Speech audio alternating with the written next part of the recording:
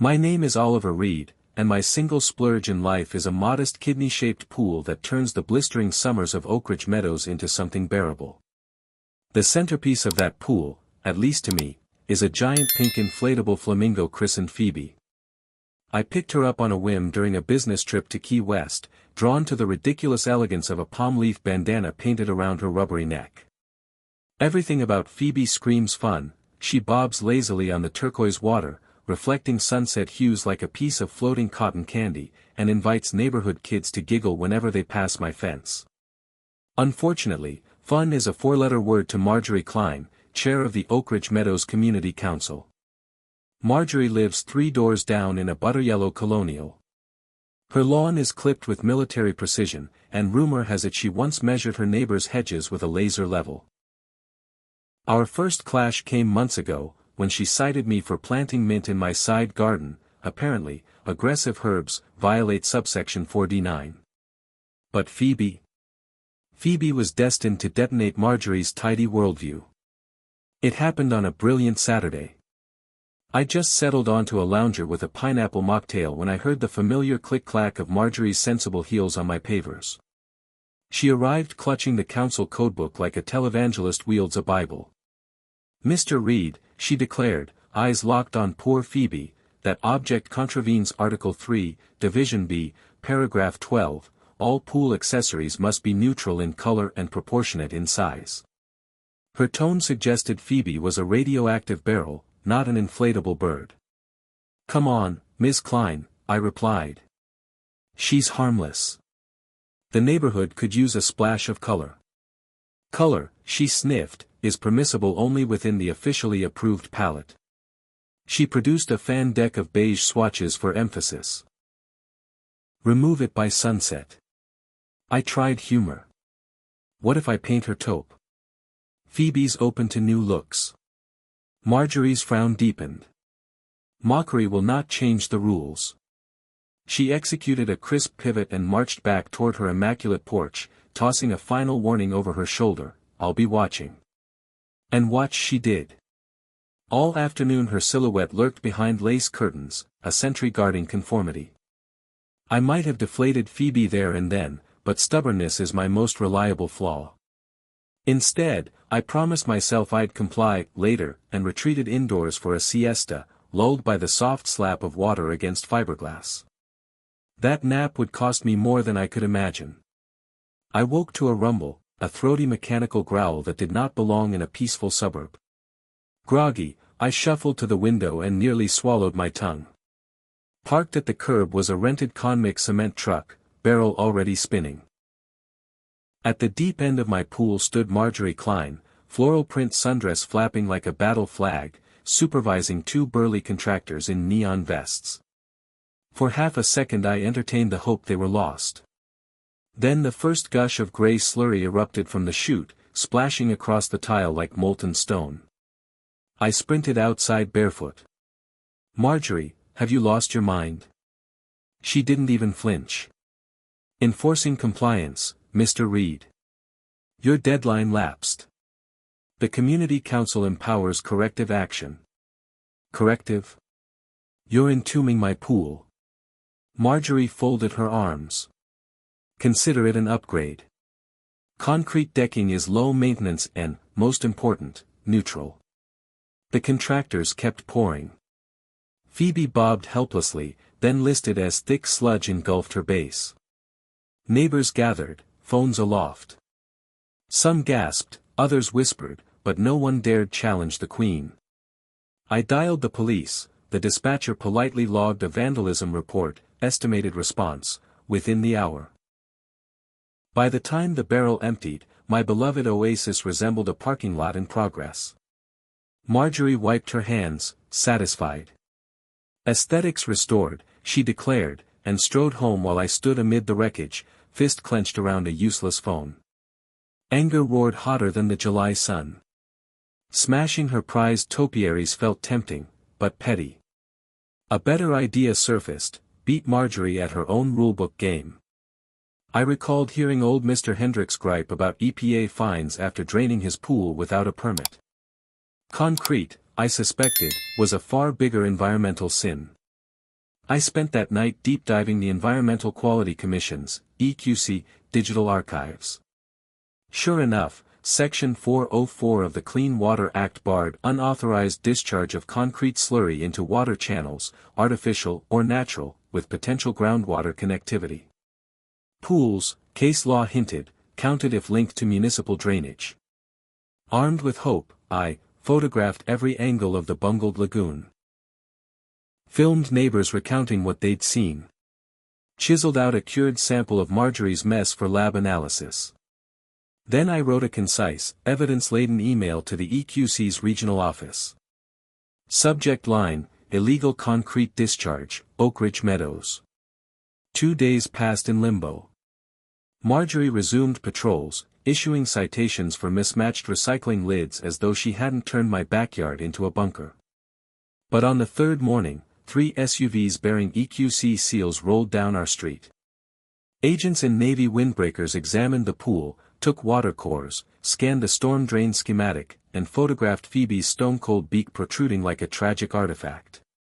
Marjorie attempted charm, the lead agent cut her off, requesting permits she could not provide. Their investigation, they said, would conclude within a week.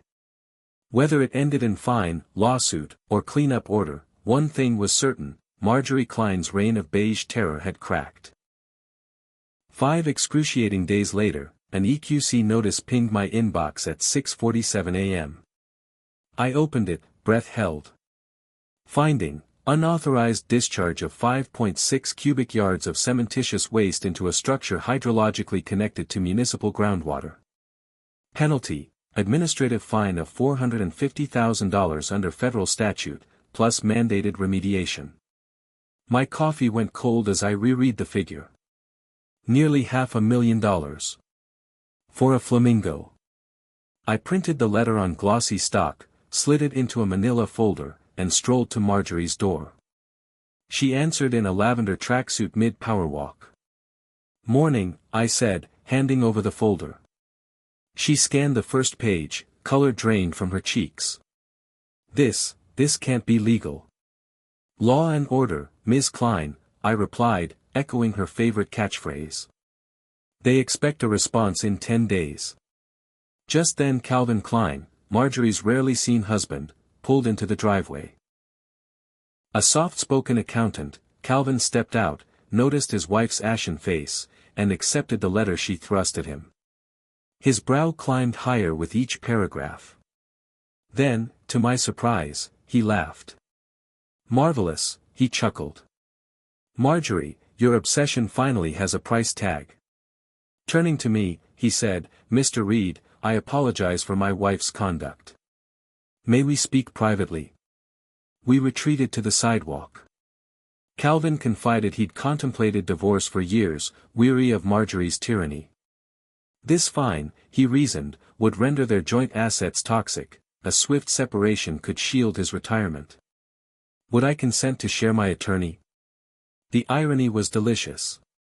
I agreed, and we arranged a meeting with attorney Gregory Shaw, who nearly giggled at the cascading legal possibilities. Within days, Calvin filed. Marjorie, overwhelmed, tried rallying the council for support, but even her loyalists balked at defending a $500,000 blunder. Petitions circulated to remove her as chair. She spent evenings behind closed blinds while moving vans gradually emptied the yellow Colonial. Remediating a concrete-filled pool is no weekend project. EQC's cleanup order required licensed contractors to pneumatic hammer the slab, haul debris to a hazardous waste facility, and test soil for alkaline leachate. Estimated cost, $60,000, payable by the offender. Calvin, eager to finalize divorce terms, offered a deal. He'd cover restoration if Marjorie signed over her interest in their remaining assets. Cornered, she agreed. 2 weeks later jackhammers echoed across Oak Ridge Meadows, neighbors watched chunks of cement, and the last of Marjorie's authority, hoisted into dumpsters. While crews worked, the council held a special election. By unanimous vote, -1 abstention from Marjorie's vacant seat, retired teacher Ruth Velasquez became chair. Her first act, suspend color-based decor restrictions pending review. Her second. Host an ice cream social to reset the neighborhood vibe. I attended with a tub of pistachio and a battered but intact Phoebe, newly patched, perched on a wagon. Kids cheered, adults snapped selfies. Ruth announced plans for a community garden, Mint welcomed. Laughter rippled where tension once lived. Marjorie. She was last seen driving toward a furnished condo on the far side of town, trailing a U-Haul and the remnants of her porcelain duck collection. Part 5, A New Splash of Color, is almost equal to 700 words. With the pool finally drained, scrubbed, and acid-washed, the restoration crew asked if I wanted standard sky blue epoxy or something a little bolder. Inspiration struck, a gradient of teal fading to sunset coral, echoing Phoebe's island origins. The result transformed my backyard into a Caribbean postcard. Even the contractors asked for photos. On reopening day I threw a flamingopalooza. Calvin supplied barbecue in gratitude. Ruth unveiled revised guidelines officially sanctioning tasteful whimsical decor. The rule, she quipped, would be known as the Phoebe provision. Residents arrived with inflatable pineapples, toucans, even a floating chessboard. For the first time since moving here, I felt Oak Ridge Meadows breathing easy. Gregory Shaw filed suit for damages, property loss, emotional distress, legal fees. Facing bankruptcy, Marjorie settled quickly, signing a non-disparagement clause that forbade her from uttering Phoebe's name within city limits. The settlement funded a charity scholarship for environmental science students, Gregory's poetic suggestion. As dusk deepened, solar lanterns lit the water. I floated beside Phoebe, listening to Calvin recount plans to volunteer with the new garden committee. Chaos to community, he said, raising a lemonade. We clinked cups. Every saga leaves ripples. The EQC fine made regional headlines, cited in workshops on stormwater compliance. A green tech startup even credited the Oak Ridge Flamingo case for boosting sales of pool filtration sensors. Marjorie, now ex-Klein, appealed the fine, the board upheld it, adding interest. She liquidated collectibles, leased her SUV, took a bookkeeping job 2 towns over. Rumor says she reports untrimmed hedges to management but lacks authority to act. Calvin, conversely, flourished. Freed from marital tension, he organized monthly block concerts, smooth jazz quartets performing beside the freshly landscaped pool deck. He and Ruth spearheaded a Splash of Kindness fundraiser, installing a flamingo-themed splash pad in the neighborhood park. Pink silhouettes spurt water while toddlers squeal. One afternoon the mail brought an unexpected envelope, a handwritten apology from Marjorie. Stilted yet sincere, it admitted she'd allowed rules to eclipse humanity. Enclosed was a check, final settlement on cleanup overruns. I deposited it, then donated the sum to the scholarship fund. Closure, I decided, tastes best when shared. To commemorate 1 year since the concrete calamity, Oak Ridge Meadows launched its inaugural Flamingo Festival. Streets brimmed with fuchsia bunting, bake sale tables offered pink velvet cupcakes, a local brewery tapped Phoebe's Pale Ale. The council invited the EQC agents as grand marshals, thanking them for turning disaster into renewal. I led the pool float parade with Phoebe, sporting a miniature captain's hat. Behind us drifted a flotilla of inflatable dinosaurs, pizzas, even a gargantuan rubber duck named Quentin. A drone filmed from above, streaming to regional news stations. At sunset Ruth delivered a speech about resilience, community, and the absurd catalyst that sparked both. She presented me with a plaque, Oliver Reed and Phoebe, proof that one splash of color can change everything. Cheers echoed off stucco walls. Later, Calvin approached holding a velvet ring box, not for me, obviously, but for Ruth. He proposed under strings of lanterns while Phoebe bobbed approvingly.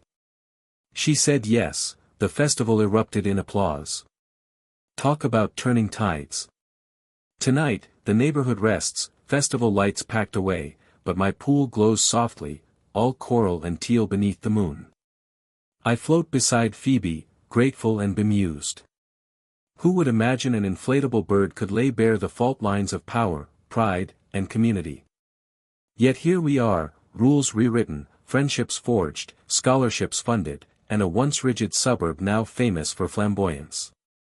I sip a ginger lime soda and let memories drift, Marjorie's cement mixer rumbling like doom, EQC agents in windbreakers, Calvin's victorious laugh, Ruth's elated yes. The timeline feels surreal, yet the water cradling me is real, and unpolluted. A breeze rustles the mint patch Marjorie once condemned. Its scent mingles with night-blooming jasmine, affirming that order and joy can coexist when guided by empathy rather than enforcement. I tap Phoebe's beak. Not bad for plastic royalty, I whisper. Somewhere across town, Marjorie likely files spreadsheets and regrets. I bear no grudge, she taught Oakridge Meadows a necessary lesson. Balance demands outliers, sometimes flamingos, sometimes rulemakers, to keep society from stagnating. I close my eyes, hearing distant laughter from the splash pad, and imagine ripples spreading, tiny circles of tolerance, far beyond our cul-de-sac. Tomorrow may bring new squabbles about recycling lids or parking permits, but for tonight the water is calm, the sky is clear, and Phoebe the flamingo reigns in technicolor splendor. In the quiet, I murmur a final toast, to bright birds, bold neighbors, and the concrete mistakes that set us free.